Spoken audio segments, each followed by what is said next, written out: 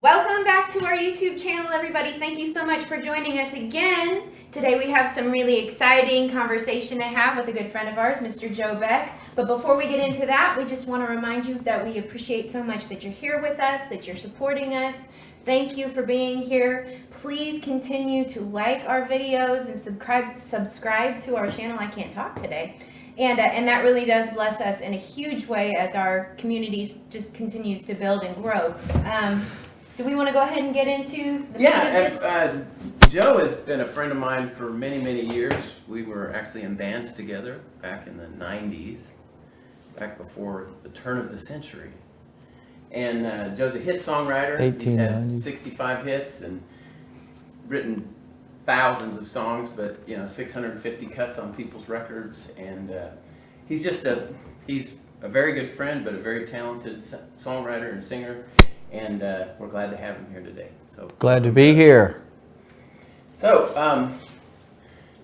I guess the first question that I would ask you is, what got you started in all of this, and how long ago was that? I'm one of those, and I don't know if there's other people out there and destroying your life in the music business, people, but I always did music. When I was always singing from 3 years old, 4. Music was always who I was. And I was probably 11 or 12 years old when I knew this is what I'm gonna do with my life. And I just always knew, which actually is a blessing because it allowed me to really enhance my true love, which is stupidity. Because you knew you had already figured out what you were going to do with your life. You already knew, I don't know how I'm going to get into this or how I'm going to do it. But having that vision and focus, it enabled, I played college sports. I always knew what I was going to do. And so I don't know I have no memories of when I first started singing and playing, but I was young. Things have changed a lot. And I'll tell you something, genetically, my 3 kids were this way. Because I used to tell people, they go, well, where did you learn how to play instruments? And not that I'm some great musician, but I always told them I could always play an instrument. They're like, get the heck out of here. No, literally, when I was 3rd or 4th grade, you could just walk over to the spinet. When I find myself in times of trouble, Mother Mary comes to me. You just could always play the piano or a guitar. Here's the funny thing. My kids, when they were growing up, and one day I was getting ready for school, and my son is sitting in here, and I start hearing, Donna, Donna, Donna, Donna, Donna, Donna, Donna, Donna, Donna, Donna, Donna. I'm like, why is Crazy Train coming out of my office? No, they could always do music. I think scientists should study that because there was, you have to practice. But I always understood music, how it touched your soul. You would hear songs that really got into you. So I've always done it. Wow. Are you that way? I can't remember a day when I wasn't singing, so I guess I can understand it from that perspective, but not something as difficult as an instrument. I was kept from it. I didn't start really playing until I was about 9 years old. And prior to that, I took guitar lessons and a bunch of other stuff. But I was kind of kept from playing the drums because they didn't see that as legitimate. No, as a parent, they just didn't want to be burdened with that. Yeah. Well, and I'm sure at some point they figured out that was a currency for you. I don't know if there are parents watching, but you figure out what your kid is going to respond to, and then that becomes the thing that they can take away so that they do what you need them to do to be good people when they grow up. It's all payback because I know my mom and dad, because we lived in North Alabama for my teenage years, but similar house to this retro house. You had a living room, but in the formal living room was the piano. But now that your mom was sitting there oh God of the Hebrew, please deliver me. Because you're sitting there 562,000 times going, oh, dang it. Oh, you know, but I know when my son Michael was home playing the guitar, oh, there were nights where I would hear he was trying to master the outro of Hotel California. Wait.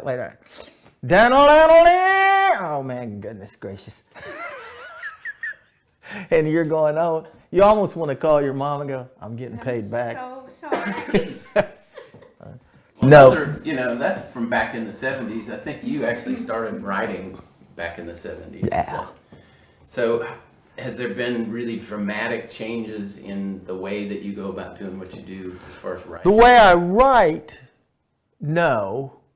I was always a writer that, because I think it was just a need to make a living, I always tried to adapt. So in Nashville especially, you do a lot of co-writing because it's a networking town. People don't understand that, but so if I'm writing with somebody, I always try to adapt to what needs to be done, whether it's to tweak the music or help with the words or help with ideas. So in that sense, it hasn't changed. I'll tell you what's interesting is language changes. So a lot of the songs I've written that were hits in the early 90s, those particular songs wouldn't even get recorded today because of the way the language is used. Language, kind of the way people say things. You know, I used to write with a iconic older man who's passed on now named Nat Kipner. Nat Kipner invented the Bee Gees and wrote Too Much, Too Little, Too Late for Johnny Mathis. But when I was writing with him, what a sweet guy too. So full of passion. He was probably a couple hundred years old when I was writing with him. But his passion, and he talked like that. But he used lines like wine and roses. And you're like going, I don't think many 20-year-olds come to a house with wine and roses. It's like an iPhone and And a Starbucks coffee. And a Starbucks coffee. No, but language changes, whether it's country or even Christian music is now more, you know, when I got into it, and I'm by no means being sacrilegious, and you can edit it out, but there was a lot of Jesus is my boyfriend songs and light and dark songs, I called them. You know, I was in the dark and now I'm in the light. Now things are more linear, you know, there's a beautiful ocean coming, you know, what are you saying? And then bang, oh, it's Deuteronomy put to music. I love it. It's a different use of the English language. You always need to pay attention to that. In the different chording, the way people use chords, that's the only thing that's changed. But if you're even remotely paying attention, you just adapt. You fight it a little because every generation wants to think their generation was better. Yeah, they had it figured out. That's standard equipment on getting old. Well, back in my day, we put major sevens in songs. Yeah. So you talked about co-writing and how that was something that a lot of people in Tennessee do, and probably everywhere, but definitely in Tennessee because of the networking. But do you prefer to co-write songs, or do you like to write songs all by yourself? What do you prefer? I've always been a co-writer. At least, you know, there were probably the first 200 or 300 bad songs I wrote, I did by myself. But that was young. You know, you were 16, 17, 18, you know, young. Because you don't know what you're doing. But people don't realize the beauty of co-writing is not just a song, it's a network. Mm-hmm. So there are many, many, many songs I've written that generated revenue. Mm-hmm. My publisher didn't even like them. Didn't want it. It's a piece of garbage. Well, the other publisher thought we had just reinvented, you know, musology. Hey, this is the great. That's it. And then you expand. You know, songs have to find homes. Mm-hmm. So they're like little children. They got to go find out where they're supposed to go. Well, the more people you have helping them find their home, the easier it is. Do you write a lot with the artist? Yes, that's usually you want that to happen. It's not always possible anymore. But yeah, I to be honest with you, I don't have any one way of doing anything. I'm very spontaneous. I tend to just react.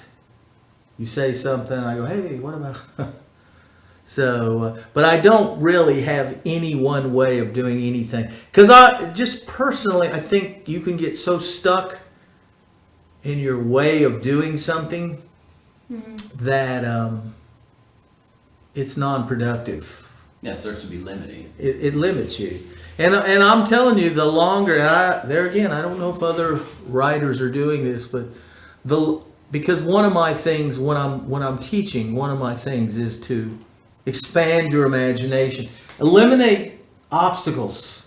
So, one obstacle, a lot of people who really have something in them as a writer, but they don't play an instrument very good. But I'm always saying, don't allow any obstacles. Just expand your vision and your imagination. A lot of songs I write that are on records now in the last 7 or 8 years, I usually don't have an instrument. You know what you're going to write a song. There was one on an independent record I did as an example. And this artist, Brooks McGuire, lives in Maui. He's always lived in Maui. He's not Hawaiian, but he lives in Maui. So we're starting his record, and I'm the co-producer. And I'm back 3 or 4 years ago, I still had to go to Christ Pres Academy and pick up a child. And I'm walking from my car, and you had just had a meeting trying to decide the direction of the record, where we're going to go. And I remember I wrote the whole song from the church parking lot to the or the junior high, wherever, in my head. Maui, you make it so easy to believe everything's gonna be alright. You wrote the whole song. The second thing I did was I went over to a Wurlitzer and I went, what can I? So I created a motif for and sung the melody. But the whole song, lyrically, 60-70% of the words and the melodic structure I wrote waiting on a child in your head. See, I just don't believe in limiting what you do. And when you're not a great musician and you're not a great singer, if you develop your imagination big enough, in my brain, Paul McCartney, you got nothing on me, dude. It's in my brain, Spielberg, watch this. If you can dream it and then it just makes your product. That's just me. Don't limit what you can play or sing. Go farther than that. Well, we all have those limitations, don't we? I mean, usually, especially I'm finding in Tennessee, there's so many different kinds of musicians, and you can't do everything well usually all by yourself. There's a few people that are, I only know a couple talented. in all my years of doing it, and I don't want to say their names because I don't want to be a name dropper, but there's a couple people I know who really need nobody. It really irritates you too. No, there's one guy I know that he doesn't need anybody on earth. He could do whatever he wants to do, whenever he wants to do it. And he's a great musician, writer, lyricist, singer. And nobody likes him. Well, and he might not get stuck. That's probably why he does it on his own. No, Right. I'm kidding. Well, in your songwriting process, do you ever find yourself stuck? Like the songwriter's block happens and you can't get out of it. If you do, how do you get out of it? I don't experience that a lot. So I'm probably not good at helping somebody get out of a writer's block. I just don't experience it a whole lot. Every now and then, you just walk away from it, and then come back to it. But there again, to me, it's always opening your imagination. Stop thinking. You know what people do when they're in a writer's block? It's because they're not blocked. Their brain is wanting to go here, and they keep thinking, "Well, let me go somewhere else," and somewhere else is right here, and they just staying right there instead of going, "You know what? Let me just explore. What if I turn the whole song into a disco tune? You know? Disco for Jesus." Disco for Jesus. So they stay, but I don't get writer's block a whole lot. I get writer's stuck a whole lot. Doesn't get as much play as writer's block. But I tend to be write it and then tweak it. Plus, when you're co-writing, that's another thing. When you're co-writing with people, that means two people have to get writer's block. Now we're talking the Black Plague. That doesn't happen very often in time where two people, hey, we both got writer's block at the same time. It doesn't happen a whole lot. Truly reduces the likelihood of getting stuck on a song. And a lot of times writer's block is more, I know for me, because we talked about this off the camera. I'm not it's harder for me to focus hard. I'm good for 30, 40 minutes, and then I got to go into a story, My writer, the guy I write a lot with, Billy Sprague, it's staggering how long he can concentrate. He makes me tired watching him concentrate. How do you do that? How do you focus that long? Like, I'm not that guy. But the times I have experienced getting nothing done has been more our fault. Because we're telling stories, or we're talking about our kids, or this happened, or this blah blah blah, and then you go, man, we didn't get anything done. I know, because you were letting me talk the whole time. So, but if I was trying to tell someone how to get out of writer's block, just literally for fun, go somewhere different. And or call somebody. If you're writing by yourself, save the idea. And I've done that where I couldn't finish something, and I just call somebody up. Yeah. You know? Get yourself Done that organized. before. Hey, I'm having a hard time. And I'm paraphrasing this, so I don't want to get sued, but Take It Easy, if you watch the Eagles thing, I believe Take It Easy was a song like that, where Jackson Browne had started that song. And Glenn Fry was like, you need to finish that song, and helped him, whatever he put in it. It was mostly a Jackson Browne tune. Wow. So sometimes even somebody saying one thing opens the whole. Yep, changes the direction. Because they're all out there. It's all floating around us, thoughts, and you're trying to grab from your past and all that. The trick is, what did Billy? He said something. I forget who said this. Somebody in a different tax bracket than us. But songwriting is like fishing. So I'm quoting whoever you are. But songwriting is like fishing. And all you ever hope is that Bob Dylan isn't upstream. Which is a cool line. But That's a great you've one. had 650 cuts, and that's probably being but it's Conservative. It's a different time, Dennis. From like 90 for conversation, let's say from 90 to 2005, it was fertile soil. Number one, the style of music, especially in Christian and even in country, people needed songs. They were looking for songs. Everybody is selling massive amounts of records, even Christian music. So the marketplace was ripe. So if you were willing to do the work, and there was more of them than just me. We used to show up, oh my gosh, you know. There was a record out, there's a record that nobody's ever heard of. They might have heard of the book, The Prayer of Jabez, or Jabez. Jabez, yeah. And in the morning, you know, Rick Kua came to me and said, hey, EMI has the rights to this book. We're doing a record, companion CD.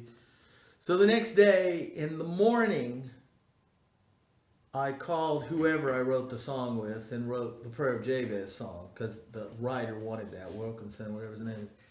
Went to lunch, and in the afternoon, Billy and I wrote Touch of Greatness, which you wrote 2 songs on one record and had Mexican food. That was a typical day, and I wasn't tired. So it was a much different season than now. Mm-hmm. What was your very first cut? I had gotten into writing Christian music because I had met Brian White, and he came to Famous Music, my publisher. But I remember there was a musical, I think it was called The Extra Mile, and somebody came down to the publishing floor and they gave us a copy of this. And I remember riding home in my car going, oh my gosh, I'm a professional. Listening to this musical and honestly thinking it was cool, even though it was a musical. I think it was Holding Out Hope to You, and then it got recorded by Michael English and became, you know, a non-musical song. But I don't know who did it. It was, I'm sure, choir, you know, people. Was that in the 80s? Not early 90s in Christian music. Yeah. 92, 90 something. I'm not good at that. It all runs together. What do you think was like the highlight of your, so far, because you're still in it, but what's been the highlight of your songwriting career? I don't have any idea. It's all been so much fun that I still love it. I don't know if y'all do. Oh, yeah. But I don't know. A lot of the things in my life that I consider highlights, some of the negative things that have happened to me are so cool. I don't know what the highlight would be, but I know I was playing some songs for a publisher. Somebody had given me his name. You ought to go see this guy. I'm not going to say his name because I actually became friends with him. But he, you know, you had a cassette back then. Mm-hmm. And he's listening to these songs. Joe, buddy, I'm going to be honest with you, buddy. You're not good. You got no hope in Christian music. You know, I have a gun here in my side drawer if you just want to end it. No, it was cold-blooded. You suck.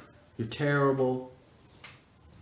Quit. Stay in country or pop, whatever. And I remember driving home, and it was like Bill Murray at the beginning of Stripes. I just wish I hadn't drunk all that cough syrup.